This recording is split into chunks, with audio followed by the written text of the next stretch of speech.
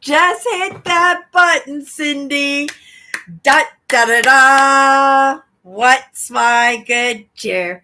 Welcome, welcome, everybody. I just got out of the bathtub. I laid in the tub and relaxed, and that warm water just went over my body and just, I don't know, it just took everything away. We don't think that the simplest of things could just take away the stress, could take away worries, can take away aches and pains. My sister actually loves her baths. Um, and what was it that she was suffering with? And it helped her out so much, but she would put Epsom salts in her bathtub, and she would just, it was her diabetes, that's what it was.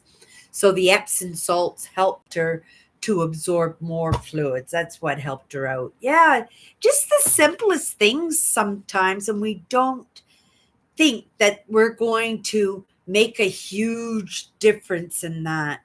Another example for myself, I don't know. Another example for myself. We'll just get into that, I guess, because I come in here and it's in that beginning, in that opening of my podcast, of my live, that I kind of take the side seat here, and I let those other parts of me come to the surface, and we have little chit chats about whatever. And then we pull a card, right? And then Cindy comes in, and right, sometimes Cindy misses the mark and other parts of her have to come in, but that is in that practice. I am in practicing my craft and how to present myself to have a voice in what I want to bring to the table. And for a lot of that, I come in here and right, it's just a matter of hitting that live button. And that's what it was tonight. I said, hit that live button, Cindy, because just before I hit that button, I'm saying, oh my goodness, I don't even have a clue. Lots of times I have inkling during the course of the week if I'm in the lessons, but I didn't take any notes on anything today. It wasn't like I wasn't in the lessons, but the lessons were in here today.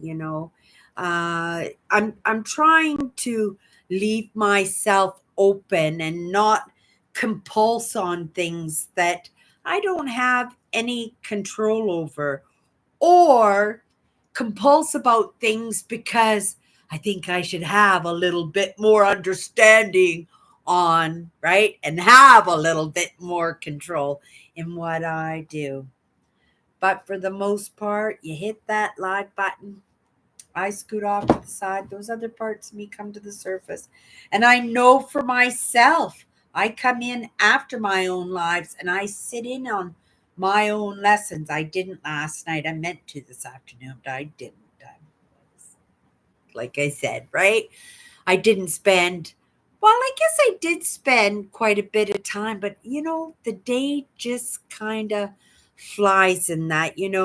I get comfortable again in what I'm doing, and that is the indicator that it's time to bring a little bit more onto the plate. So, in trying to keep myself open, right? I'm optimistic. Some amazing, fabulous ideas going to come across my path, an opportunity, a conversations, most definitely experience. My everyday, day to day is an experience, and it always has been. But if I go back to what I was saying when I first came in here, sometimes it's those smallest things we don't take into consideration in any way, and our whole lives can change for the better, or we can make a bad mistake, a bad judgment call, and we could really mess things up too. I know what it was like to be a foolish teenager and even more foolish young adult, right? And in those good times, we think we are invincible. But I am so grateful. right? That I picked up a few lessons along the way, even not being aware like I am, you know, these days, right? And it's an ever ongoing process, I suspect, for the rest of my life, right? But I'm grateful for those little things that I might not have thought were important, but because I did them anyway, because I was willing to take on a different perspective, possibly, that I was able to absorb something that served me well. Another example is I'm looking at my vitamins here. I am pretty decent when it comes to my vitamins and minerals. You know, coming from a low income, dynamic family in the position and role that I played in my own life, uh, it's very surprising, I would think. It would probably not be the norm for someone like me to be taking care of myself that way.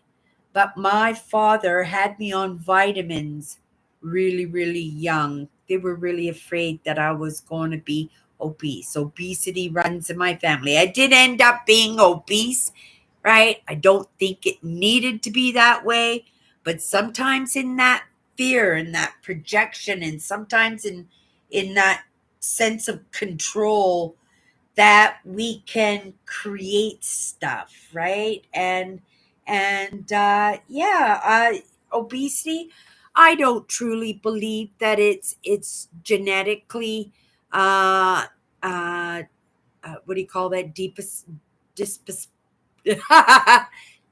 what's the word, like it's supposed to happen from one generation to the next.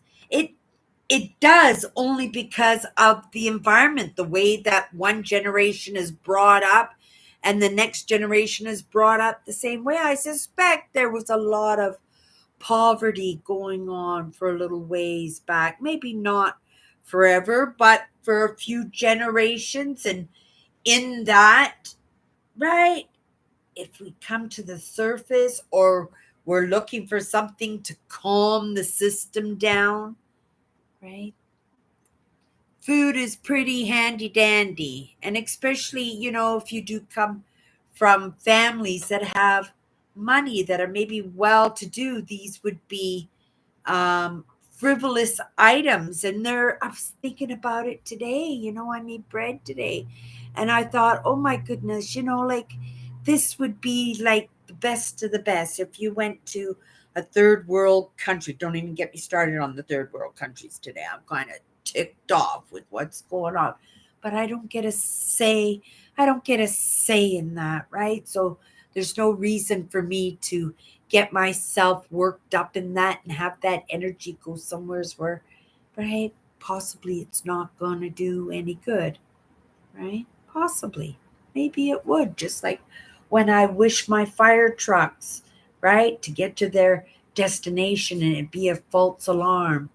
Could I wish for world peace and for leaders to come to their senses and understand two wrongs do not make a right? It was one of my father's favorite quotes. He used it all the time, especially us kids when we were tattling on each other, or somebody was finking out and they'd go, "Oh, but so and so did this to me." My dad would always say, "But two wrongs don't make a right."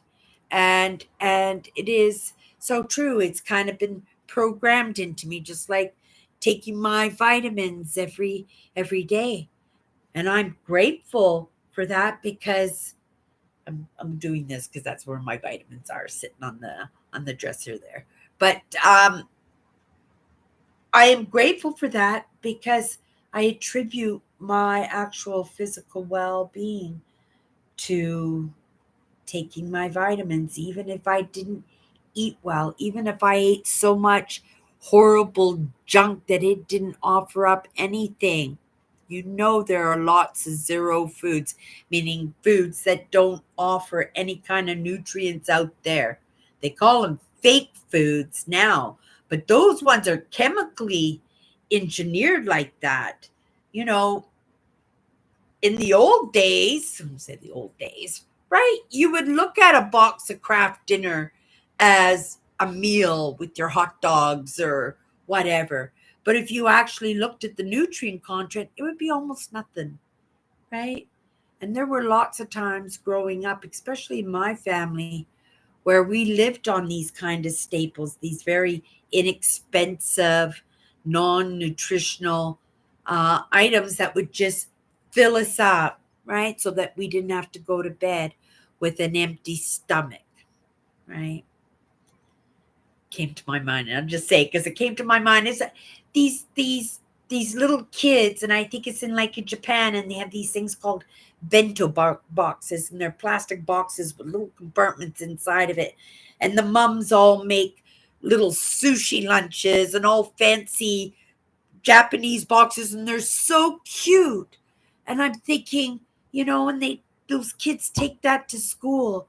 But what about the child that's sitting next to them in class? And when the teacher says, okay, bring out your lunches, it's lunchtime, and that child sitting next to them doesn't have anything, or has a butter sandwich, or a small portion of rice, and doesn't even have a bento box. Maybe everything's just put in a paper bag because that's what the parents can afford. Or maybe they could afford to make those lunches, but because of their busy work life, because they're trying to put a roof over a child's head, that, right? Lots of times it's just the cast that the child is in, right? And that hurts a child emotionally and mentally. It hurt me a lot growing up in that comparison to other families, to what the other kids had, right? The clothes we wore, the the um, the events that we went to, the after school programs, which were probably pretty much non existent. I remember my mom putting me in tap tap dancing class for a couple of days. That didn't last.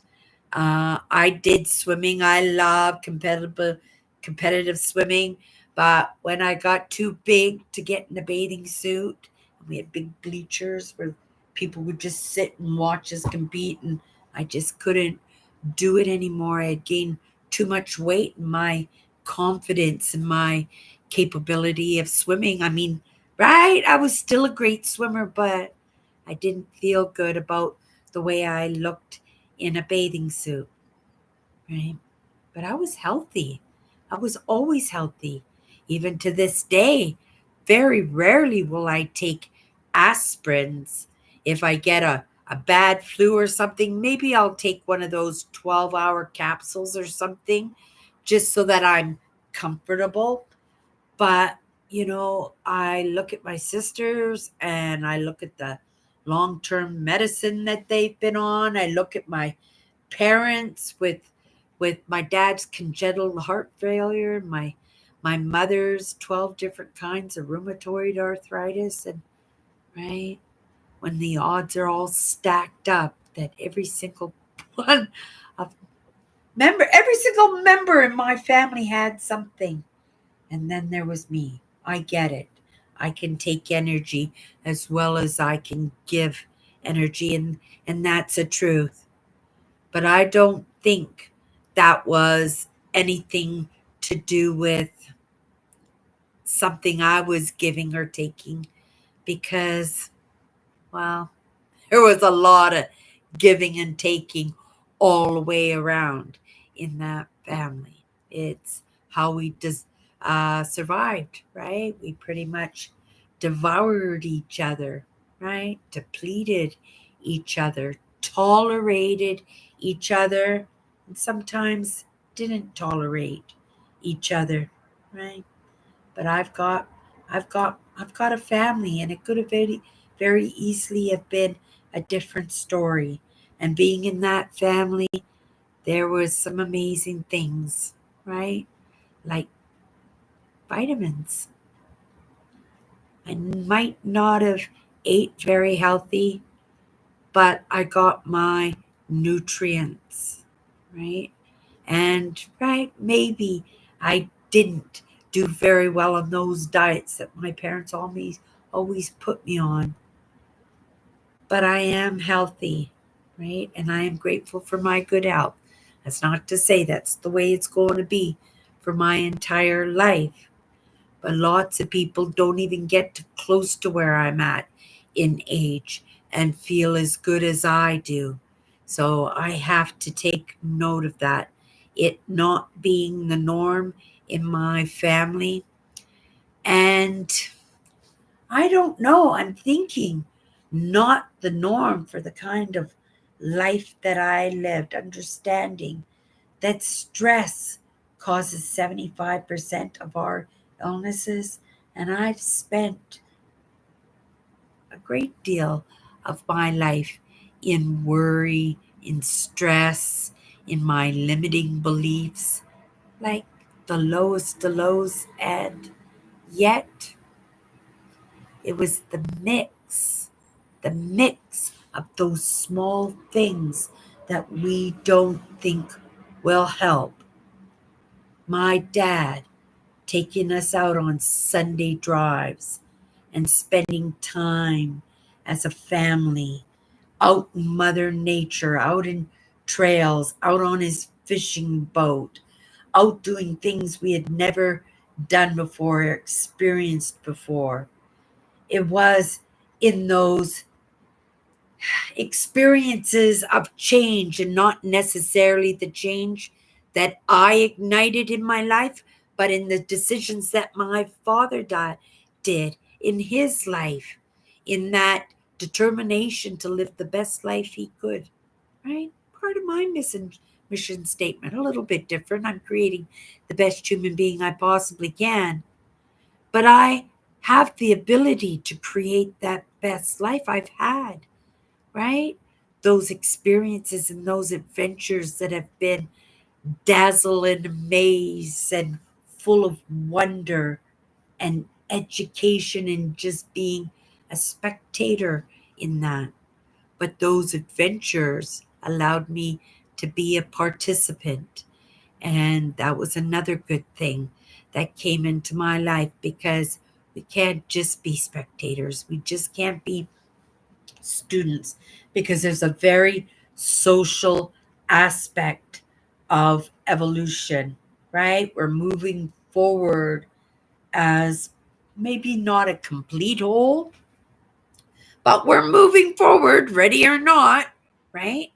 And so, in creating the best human being we possibly can, we got to do the very best that we can in that. And all those little things, whether it's taking the vitamins, whether it's going for a walk in the morning, whether it's reading a book once a week or once a month. Uh, what if it's holding your family dear to you? What if it's taking some serious interest in maybe how you got it wrong, or also in how we got it right? Because if you're understanding any of this, right, I think it's a good combination of the both, right? And and that has to be a truth for me, because I see it in the evidence of my own life, how all those little things, even though I made so many mistakes and made bad choices, change came about anyway. And in that adapt and conquer, every once in a while, I hit something right that allowed me to move forward a little bit, to learn a lesson, to go, ouch, I'm not getting stuck in that ever again. Or, oh my goodness, that was so much fun. I can't wait to retire and get an RV and get on the road and enjoy my retirement and buy a piece of land with a creek running through it and build my YouTube channel, right? This is these creative aspects of ourselves that give us food. That's the food that makes it so that we want to stick around, right? We want to stick around. I've known so many people in my own life who are sticking around, but they don't want to be around. And then I have others who didn't want to be around and they're not around, right? And then there's Cindy. And there are lots of people who feel and move the way I do, right? Understanding that as much as the good can't last forever, the bad can't last forever either. And it's just in those lessons of, right? Whistle while you work. It was the best of times, it's the worst of times. Oh well, can't cry over spilt milk. Take a vitamin, Cindy. Right? Read a book. Go bottle digging. Go for a walk. Right? This is what helps us to want to stick around. And this is, right? I've never had an inclination to not be around. And there were some times that I didn't want to be there in the moment, but the thought of just giving up in that, never, never, never, never. And if there was one lesson that I've learned through this entire process, it's never give up. Never give up. I say it to myself all the time. I take lessons from a very smart people out there who know their stuff, who know how to build their brands. They know how to make money. They know how to build a wonderful life for themselves. And whether they're happy in that or they're not, right? But I look at that and I think to myself, oh my goodness, how am I ever to achieve any of that? Right? And it's not in a manner of, oh my goodness, they got that. I want that. I just want to see the potential in that, the possibility in that, the light at the end of the tunnel, the sunset, the something to say that, right? I'm getting it. I'm getting it. I'm getting it right. And none of us get that answer, do we? The only thing that we can do is not give up. Because when we not give up, something always shows up. Something always shows up to say, you're on the right path. There you go. Good job. There's a little reward in there. There's a conversation. There's an experience. There's a gift, right? And that's a truth. If I'd given up at my lowest of lows, I wouldn't be experiencing any of this. And if I wasn't experiencing any of this, I wouldn't be sharing any of this. And if I wasn't sharing any of this, there wasn't the possibility of even one person getting to know or getting to understand exactly what I'm talking about, let alone a whole crew, right? A whole network, a whole bunch of us. Because there is a whole bunch of us. There really is. But we never look past what's pushing at us. And so we don't get to see something better. We don't get to experience anything better. We don't get to learn any better. And that's the truth, right? That's so truth. And it is in our choices, because I can butt heads forever in trying to drill a message in, right? And I'm getting a little bit better at understanding, right? I can share my experience, but right, if somebody's interested in hanging out and picking through it, maybe they'll find something. I always do. I'll be coming in. I'm going to make myself a cup of coffee because I didn't make one before my live because I was running a little bit late and I wanted to be in before it was technically the 7th and it's now the 7th. So I made it. I made it in just in time. But now I'm going to make myself a cup of tea, I think. And, right, relax a little bit, enjoy looking out my window because the street cleaners are out there. It's spring. They're getting rid of all the dust and dirt and gravel from what was a pretty mild winter this year. But, right, being an early spring and it was beautiful this week, that stuff is blowing all over the place. And I'm not into dusting. You guys can see I got a lot of knickknacks and right. I finished dusting. It took me a week to get the whole place dusted. Right. If I can hold on to it for a month before I have to dust it again, I'll be a happy camper. Okay, you guys, before we go, let's just grab a card, just 2 minutes. And that's what I was going to say when I came into my live. And let me get this notification under here. That's what I was saying before I came into my live tonight is that, you know, I come in and I go off to the side and those other parts of me gets the first part of my live show. And then I grab a card and we go into it for a couple of minutes.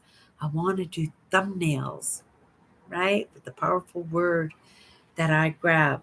That means we have to go into the word first and then the spiel after the word. So this is right. I'm working it out right now.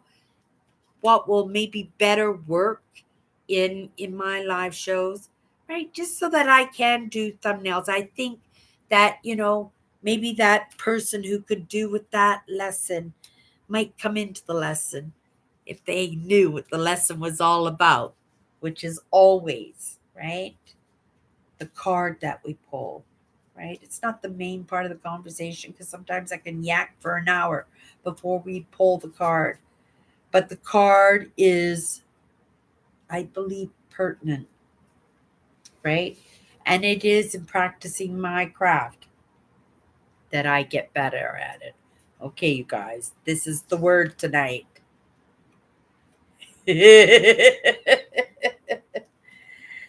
Okay, we've been getting a lot of these kind of cards lately. I get it, right? I get it. It's in that companionship. Companionship is the company we keep in trust and in close proximity.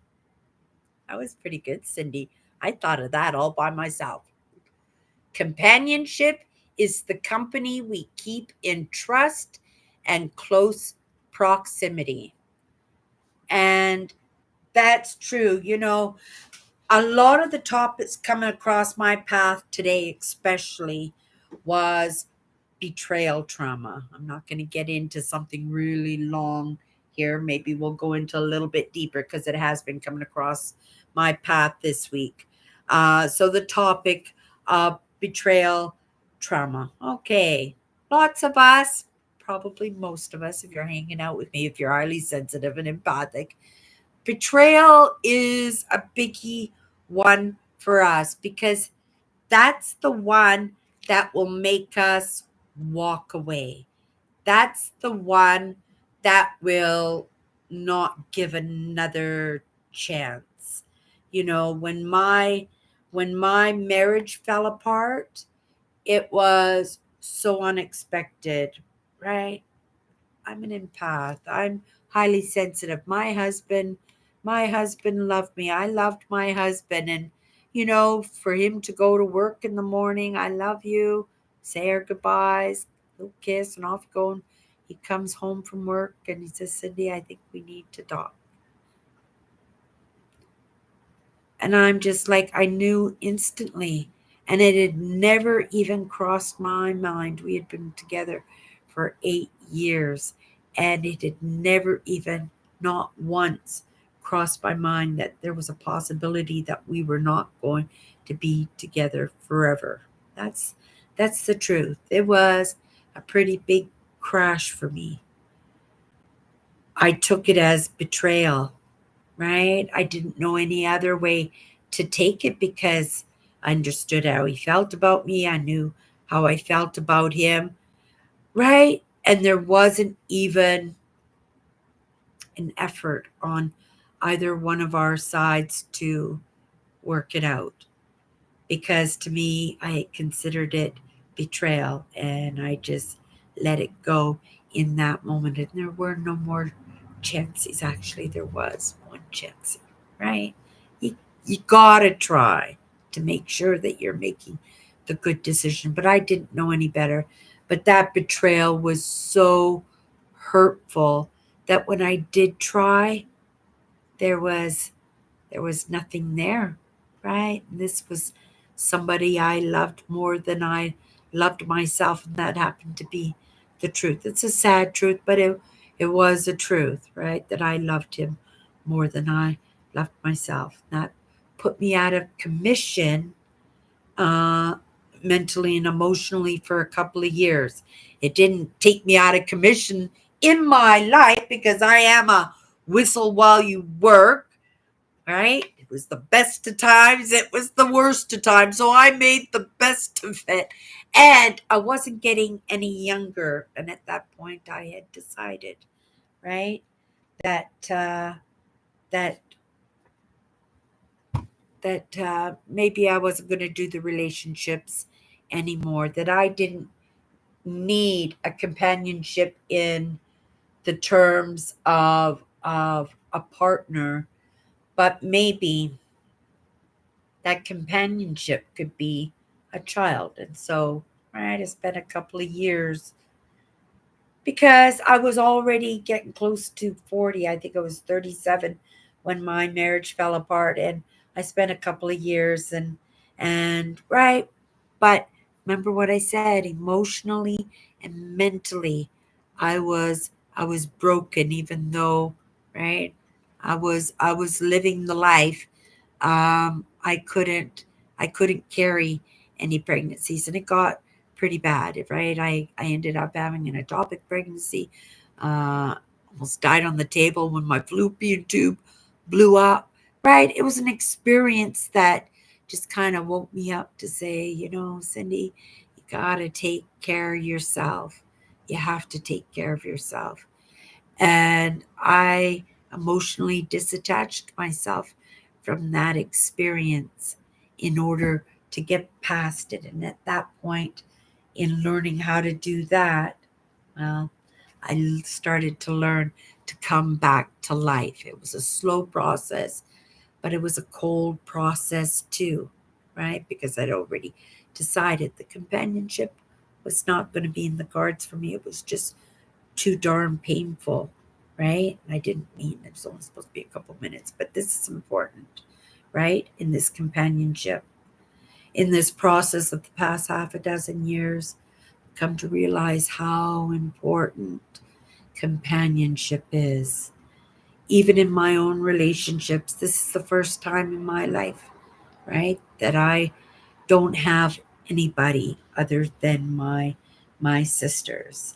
And even with my sisters, right, I'm just seeing Alice when we go thrifting. We've been spending a little bit more time together over the past few years, right?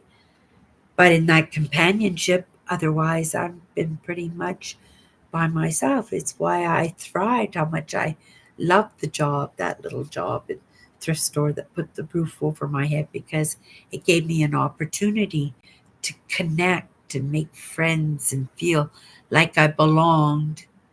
And then I would just go home at night and kind of hang out by myself. I'm coming closer and closer to understanding because I have been in this process for over 10 years with my YouTube channel. I'm doing it all by myself. I set out to prove that I could do it all by myself. And I'm all by myself. And it's really hard. And I'm still trying to do it all by myself because I want to be that evidence to others that it can be done, right? But it's hard. And when you don't see the light at the end of the tunnel, when you don't see the possibilities or the potentials, right? It can be disheartening. But that's when you just say, oh my goodness, do, do, do, do, do. Do, do, do, do. I don't whistle, so it's a whistle while you work kind of tune. I'm not a very good whistler. I practice when I was a kid, a teenager, young. I still, I think a couple of weeks ago, I tried to whistle a tune. I can't whistle worth my life. But companionship, you guys, it doesn't have to be in a partner, but it has to be in somebody who can reflect back to you, right? Somebody that you can keep and trust in close proximity, somebody you can unload on when the days are heavy. And sometimes it's in that celebration of what we get right? Those small accomplishments, those small yays, like Cindy last week going live. I think I went live 7 days. Every day I went live last week, and it was all, but it wasn't my intent. It just happened that way, right? But you have to find people to celebrate in that. Am I still trying to prove that it could be done? I don't know if the heart's in it like it was 6 years ago when I was so determined, because there's been so much span of time in between that, right? And sometimes we do become disillusioned, bored, comfortable, right? But that's when you bring something else on board, right? We do this in baby steps. And, you know, I'm not sure if I can do this all by myself, right? 10 years seems like a good anniversary to throw in the towel and say, yeah, I don't believe it can be. But then I look out the world and I say, you know what?